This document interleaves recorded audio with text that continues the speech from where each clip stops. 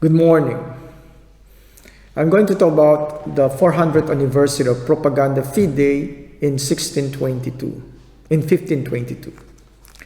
Although Pope Gregory XV founded the Congregation for the Propagation of the Faith, more popularly known as Propaganda Fide, on January 6, 1622, the Feast of the Epiphany, the papal bull canonically erecting it, Inscrutabili Divinae Providentiae, was issued 6 months later on June 22, 1622. One of the first acts of the new congregation was to send a letter to the apostolic nuncios to inform them of the new congregation and to ask them to send a situationer of the church in their territories in order to employ the proper means for the dissemination of the faith. Seen in the context of the Counter-Reformation, the Propaganda Fide was one of the initiatives of a rejuvenated papacy that resulted from the Council of Trent, the longest ecumenical council in history, which ran from 1543 to 1565. As a result, the Propaganda Fide was the main way in which to promote the reunification of the Christians and spread the faith throughout the world. That is why, in Inscrutabili Divinae Providentiae, Gregory XVI affirmed that it was a duty that we place in all our means, all our efforts, to bring souls to Christ. The task of the congregation has always been the transmission and dissemination of the faith throughout the whole world. It was given the responsibility of coordinating and guiding all the Church's diverse missionary efforts and initiatives. These include the promotion and formation of the clergy and of the local hierarchies, encouraging new missionary institutes, and providing material assistance for the missionary activity of the Church. Thus, the newly established congregation became the ordinary and exclusive instrument of the Holy Father and the Holy See in its exercise of jurisdiction over all of the Church's missions and over missionary cooperation. In attending to the missionary activity of the Church in the Old and the New World, Propaganda Fide aimed to abandon the harmful missionary practice followed until then by the colonial patronages of the European powers, and overcoming the particularistic tendencies of the missionary action of the religious orders. 5 years later, in 1627, Pope Urban VII founded the Urban College of Propaganda Fide for the formation of the secular clergy for the missions, and the polyglot printing press to print documents and texts in the different languages of the people. The Urban College was elevated to a pontifical university on October 1, 1962 by Pope St. John XXIII. It thereby became the Pontifical Urbaniana University. It is located on the Janiculum Hill.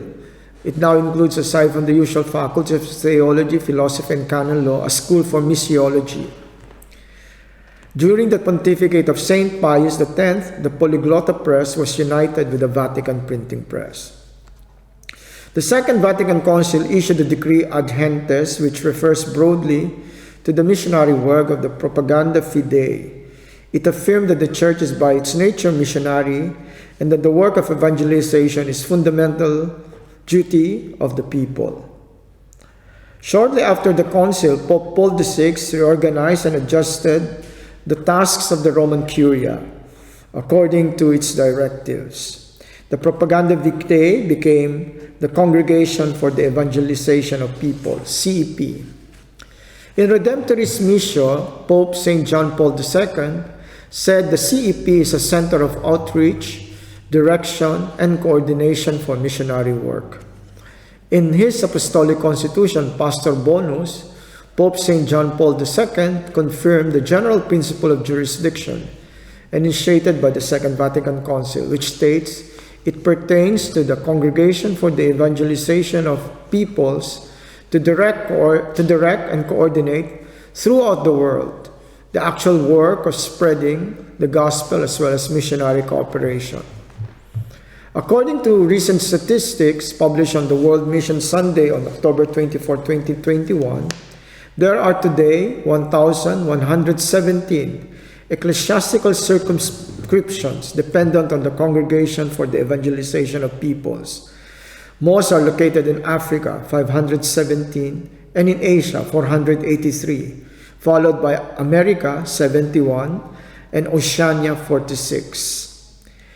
The CEP currently consists of 49 members, 35 cardinals, 5 archbishops, 2 bishops, 4 national directors of the Pontifical Mission Societies, and 3 superiors general.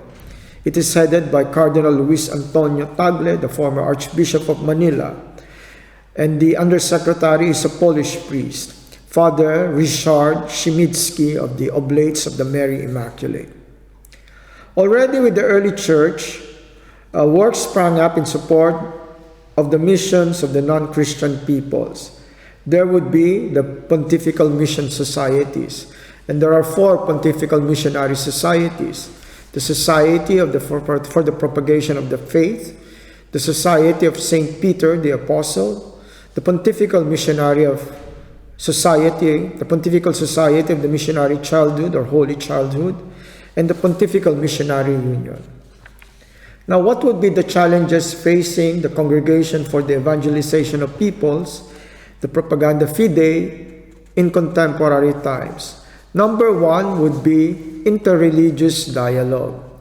According to Cardinal Tagle, dialogue occurs when we become aware that we meet our brother in humanity. It happens when we realize that this humanity that unites us, we have things that we can share. I believe that we must start from what unites us to understand that the other is not, in his diversity, a threat. And then, of course, there is poverty and underdevelopment. Caritas International, which is also headed by Cardinal Tagle, has called on the Group of 20 to provide debt relief to poor countries. According to the spokesman of Caritas International, the debt of poor countries is often paid for by the sweat and toil of the poorest of these nations, so that Caritas calls for the reduction of debt of the poorest nations and for the reallocation of funds to reliable organizations like the Church who work with these communities, in particular faith-based organizations. The third challenge facing the CEP or the Propaganda Fide would be Christianophobia. The foremost concern that the Propaganda Fide confronts is the worldwide persecution of Christians, whether frontal or subtle. The frontal assault to Christianity could be seen from the June 5, 2022 attack of the St. Francis Church and a non-Catholic Christian church in Ondo, Nigeria, which killed 22 people, among them 2 infants. The attack was believed to be by a Muslim extremist group. Subtle persecution, or what Pope Francis calls as polite persecution, could be seen from the attacks on Catholic and non-Catholic Christian churches and crisis pregnancy centers as a result of the Scottish decision last June 24 overturning Roe v. Wade. In his book, Christianophobia, subtitled Global Persecution of Christians, the British religion journalist Rupert Short calls Christianophobia the most dramatic religious story of the early 21st century. But according to him, yet the story is one that most people in the West have little idea. They have little idea that it is even happening, the global war on Christians. We are not talking about a metaphorical war on religion in Europe and the United States, fought on the symbolic terrain such as whether it is okay to erect a nativity scene on the courthouse steps, but a rising tide of legal oppression, social harassment, and physical violence with Christians as its leading victims. Leading violators of religious freedom, especially in the religious freedom of Christians around the world, are China, Burma, Eritrea, Iran, North Korea, Pakistan, Saudi Arabia, Tajikistan, and Turkmenistan. New additions to this list are Nigeria, Russia, Syria, and Vietnam. And then, of course, the world is is particularly confronting Christianophobia or Christian persecutions in China. According to Rupert Short, many religious freedom reports point to China as a leading persecutor of Christianity and other religions. The idea of correspondence between economic progress and progress on human rights does require a heavy qualification, according to Rupert Short. More Christians are imprisoned in China, the world's second biggest economy, than in any other part of the world. Communist China has imprisoned tens of thousands, if not millions of Christians, Muslims, Buddhists, destroying churches and mosques. It has forbidden those under 18 years of age from getting religious instruction. It has even forced organ harvesting from religionists. Communist authorities across the country have removed crosses from churches and replaced images of Jesus Christ or the Virgin Mary with pictures of President Xi Jinping. Along with Christianophobia in China, Christianity is facing the rise of militant Islam. Very extremely illustrated by the attacks in Nigeria in June 2022. According to Rupert Short, even though Christians face the assaults and crackdowns reported in countries such as India, Burma, and China, the lion's share of their problems arise in Muslim-majority societies. It is clear that the greatest curbs on religious freedoms take place on Muslim-majority countries. While emphasizing that there are religiously free Muslim societies, Senegal, for example, Rupert Short, according to Rupert Short, Muslim-majority societies form 12 of the 20 unfree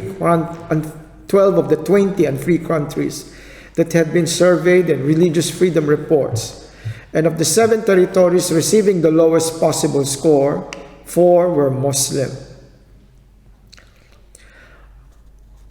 After the rise of militant Islam and Christianophobia in China, the Church also confronts secularism in the West. The rise of radical Islam is complemented by Islamic migrations and the rising secularization of the West. According to Archbishop Hilarion Alfeyev of the Russian Orthodox Church, speaking before Catholics, he issued a warning especially to the Latin churches. According to Archbishop Hilarion, he painted a grim picture, a grim but up-to-date and accurate picture of Christianity and what it is confronting due to migration and Western secularization, and also what the future of Christianity will look like without the deep and strenuous efforts of evangelization. The Archbishop presented a sobering look at how migration is impacting Europe. According to figures by the European Union, more than 1.8 million immigrants entered the EU in 2015 alone. A number of migrants in Europe has increased from 49.3 million people in 2000 to 76.1 million people in 2015. So the other reason for the transformation of the religious map of Europe is the secularization of European society.